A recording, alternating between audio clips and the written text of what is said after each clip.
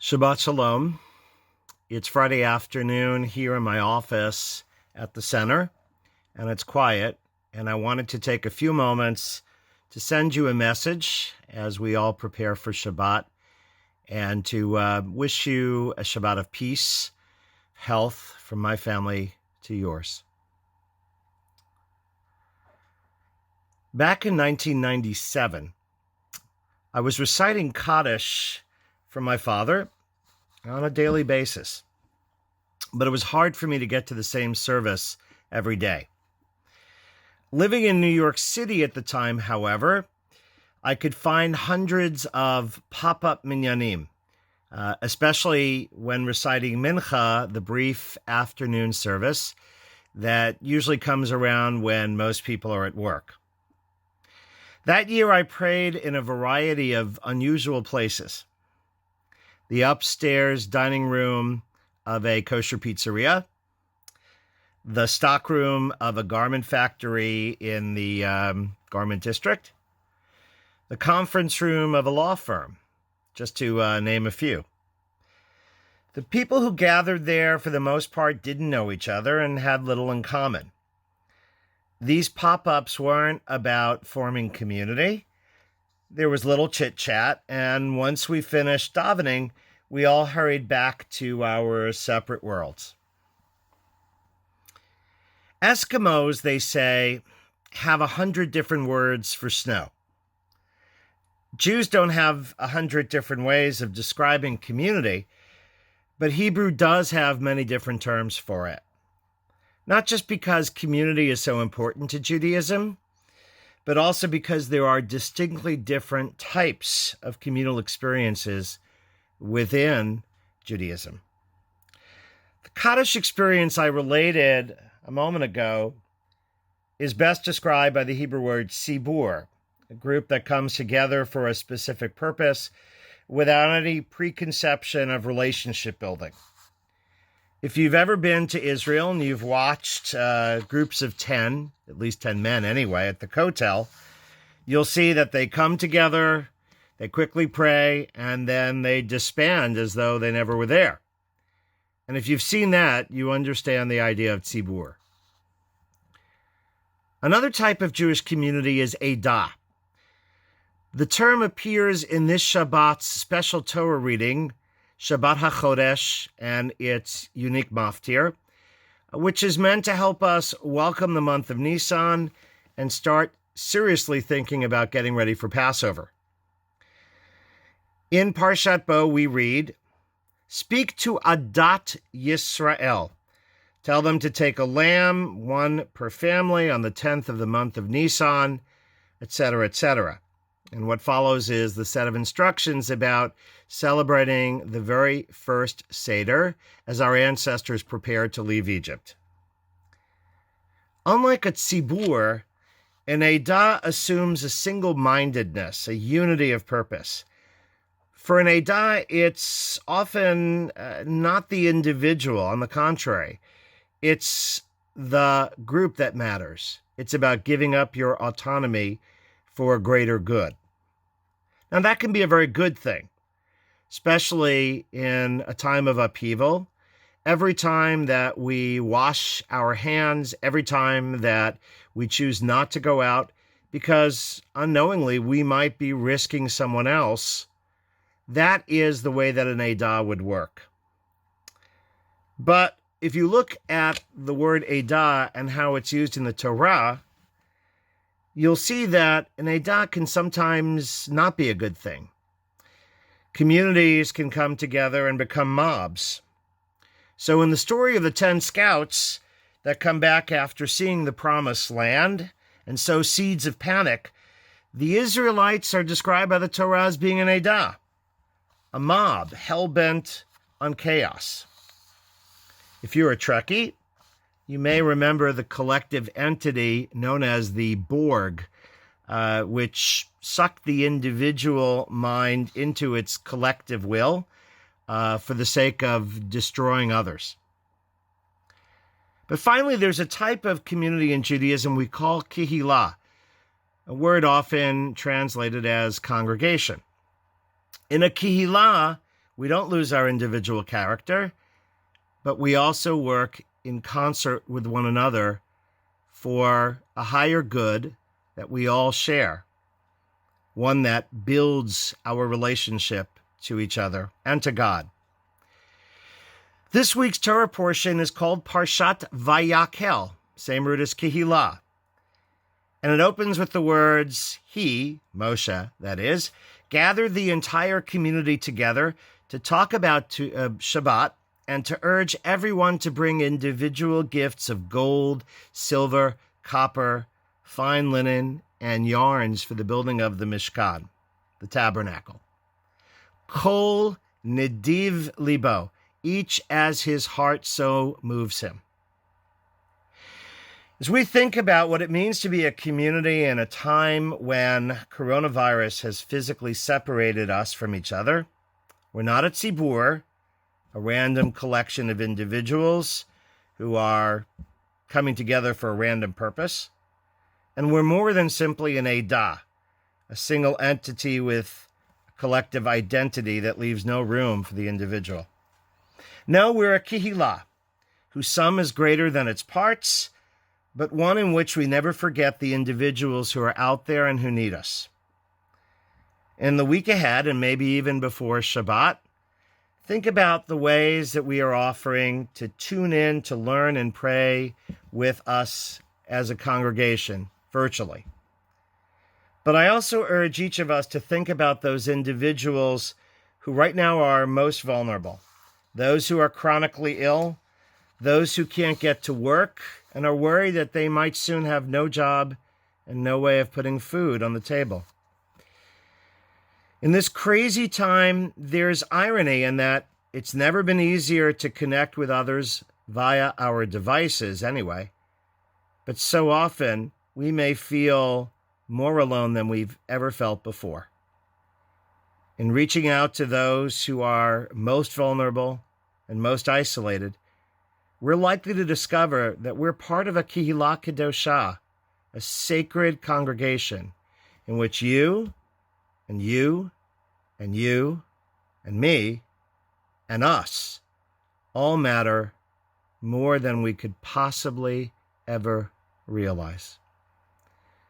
I wish you and your family a Shabbat of love, health, peace, and togetherness, even as we are socially distancing. See you next week, and Shabbat Shalom. Shabbat Shalom, everyone. I hope that you are staying healthy in your homes. This Shabbat, we celebrate Shabbat HaChodesh, the fourth of the special Shabbatot that lead up to the holiday of Pesach. And on Shabbat HaChodesh, we read a maftir section from the book of Exodus, chapter 12, verses 1 through 20, which will be chanted for us momentarily by Chazan Holzer, so that we can all participate in hearing that special maftir aliyah today. And the story that is read about in this maftir is the story of the Paschal Lamb. The Israelites know that the 10th plague is coming, and they are told to sacrifice a lamb to share with their families and to smear the blood on the doorposts to mark their homes as Israelite homes. Kind of reminds me of marking yourself safe from a tragedy, from an event, from an earthquake, from this quarantine that we're in currently. And we now have mezuzot on our houses to mark them as houses where Jewish people live today.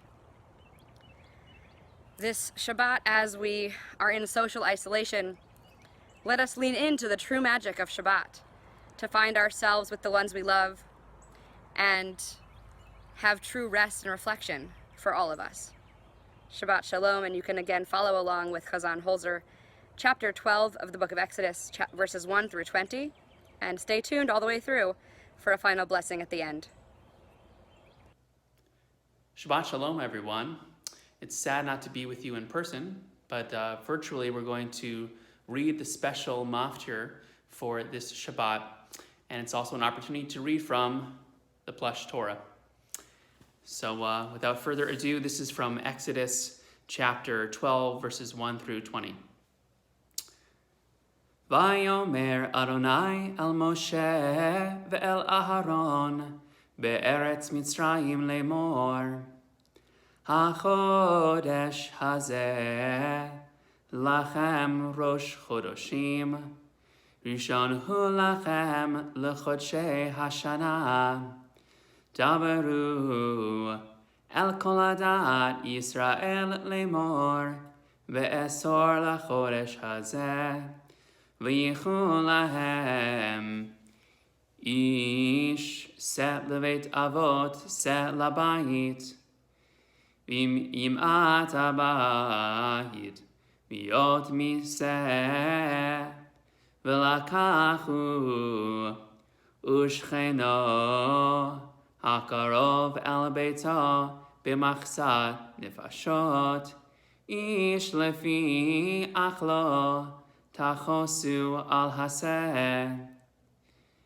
שא תמים זכר בן שנה יהיה לכם, מן הכבשים ומן העזים תיקחו, והיה לכם למשמרת עד 14 יום לחודש הזה, ושחטו אותו כל קהל עדת ישראל בין 40, ולקחו מן הדם ונתנו על שתי המזוזות ועל המשקוף, על הבתים אשר יאכלו אותו בהם, ואכלו את הבשר בלילה הזה. צלי אש ומצות על מרורים יאכלוהו, אל תאכלו ממנו נא, ובשל מבושל במים, כי אם צלי אש ראשו על קרעיו ועל קרבו, ולא תותירו ממנו עד בוקר, והנותר ממנו עד בוקר באש תשרופו, וככה תאכלו אותו. מוניהם חגורים, נעליכם ברגליכם, ומקלכם בידכם, ואכלתם אותו בחיפזון, פסח הוא לאדוני. ועברתי בארץ מצרים הלילה הזה, והכיתי כל בכור בארץ מצרים, מאדם ועד בהמה, ובכל אוהלי אלוהי מצרים אעשה שבטים אני אדוני. והיה הדם לכם לאות על הבתים אשר אתם שם, וראיתי את הדם ופסחתי עליכם. לא יהיה בכם נגף למשחית בהכותי בארץ מצרים. והיה היום הזה לכם לזיכרון, וחגותם אותו חג לאדוני לדורותיכם, חוקת עולם תחוגו. 7 ימים מצות תאכלו, אך ביום הראשון תשביתו שאור מבתיכם, כי כל אוכל חמץ, ונכרתה הנפש ההיא מישראל מיום הראשון עד יום השביעי. וביום הראשון מקרא קודש, וביום השביעי מקרא קודש יהיה לכם. כל מלאכה לא יעשה בהם, אך אשר יאכל לכל נפש, הוא לבדו יעשה לכם. ושמרתם את המצות, כי בעצם היום הזה הוצאתי את צבאותיכם מארץ מצרים, ושמרתם את היום הזה לדורותיכם חוקת עולם. בראשון בארבעה עשר יום לחודש בערב תאכלו מצות.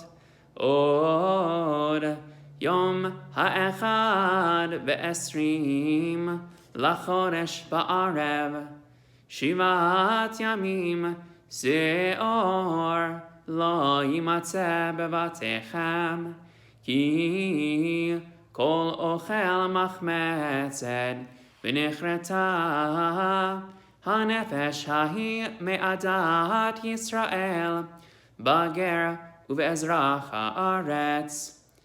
כל מחמצת לא תאכלו, בכל מושבותיכם תאכלו מצות. Shabbat Shalom. Shabbat Shalom again. This is Rabbi Rosenblum. I am so happy to bless all of you this Shabbat with the blessing that we traditionally give our children, but that we will give to us all today. The blessing over the children we recite on Friday evenings, Birkat Kohanim, the priestly blessing taken from the book of Numbers. We recite for all males, Yisimcha Elohim ke'Ephraim v'che-Menashe. May God bless you as God blessed Ephraim and Menashe, the sons of Joseph. And Yisimech Elohim ke'Sarah Rivka Rachel v'Leah. For our daughters we say, may God bless you as God blessed Sarah, Rebecca, Rachel, and Leah, all of our matriarchs.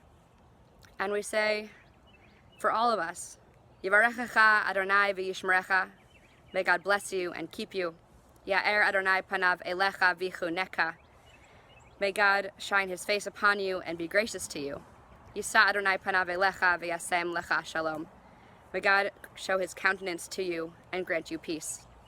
This Shabbat, as we find ourselves in isolation, let us also seek comfort in knowing that we are all having Shabbat together.